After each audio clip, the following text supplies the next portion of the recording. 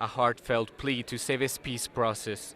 Colombian President Juan Manuel Santos personally took the stand in front of the Constitutional Court. He asked the judges to uphold the signature legal framework for peace.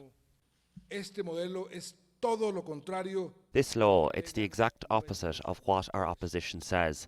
Not only it does not listen well, it does not open any space for impunity, but it also satisfies to the highest possible degree the rights of the victims of such a long conflict.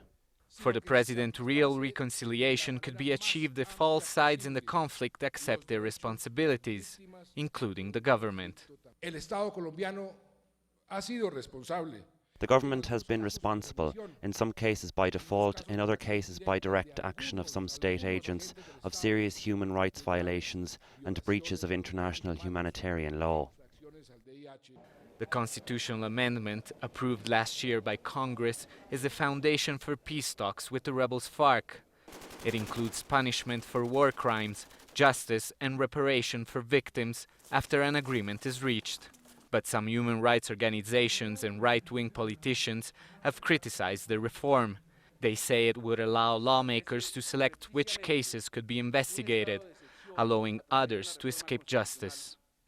In this case, the cure could end up being worse than the disease. Renouncing criminal prosecution of human rights violations and war crimes is not allowed by the Colombian constitution and the international law we are obliged to follow, or by the common sense. One expert says that ending the conflict means finding a balance between the need for justice and peace. Transitional justice is a large series of mechanisms to untangle the truth and to confront the atrocities of the conflict. The problem is how to find the right balance. The court has until the end of August to rule on the law. The peace talks in the meantime have been suspended this week to allow some of the negotiators to be here and testify. They will go back at it on Monday in Havana, knowing all too well that until the judges speak, the entire process will be hanging by a thread. Alessandro Rampietti, Al Jazeera, Bogota.